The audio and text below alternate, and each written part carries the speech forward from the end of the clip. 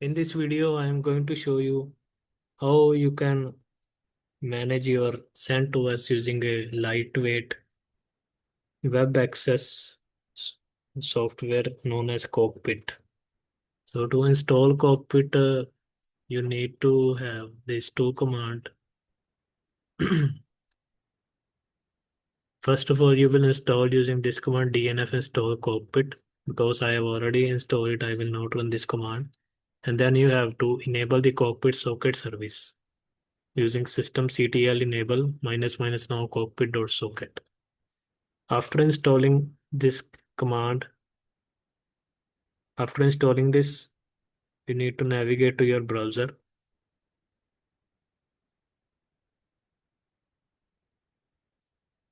and then type localhost colon 9090. 9090 is the port number.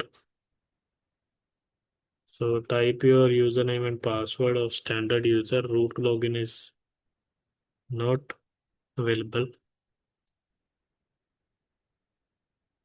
So here you can see that I have administrative access, but if you log in first time, it will show the limited access like this. So to have this admin access, you need to add your username to the Sudoers files, which I have done using this. First of all, switch as root, then use this command nano /etc/sudoers and go to the end of the file and add this. My name, I have added my username and then use this command. After then save this command using control.o, write out and then exit the file. Then you will see the administrative access. You have administrative access.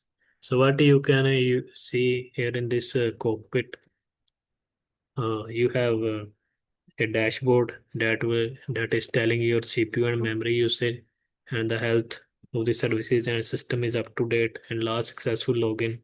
This is your system information and this is your configuration information. And if you want to view your hardware detail, this is the hardware detail and memory detail. And then you can also view the logs from here. And you can view the storage,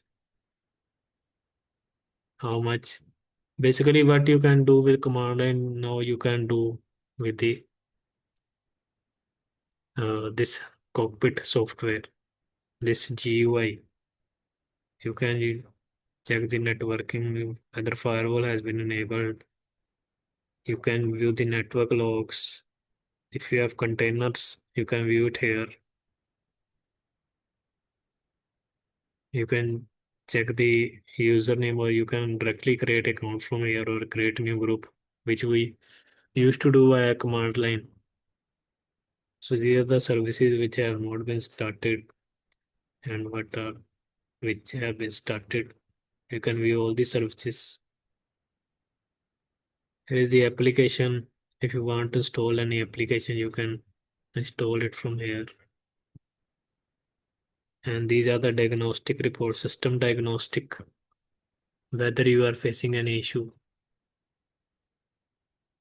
So this is the kernel dump. So all the settings are there, software updates. Even you can run terminal command from here.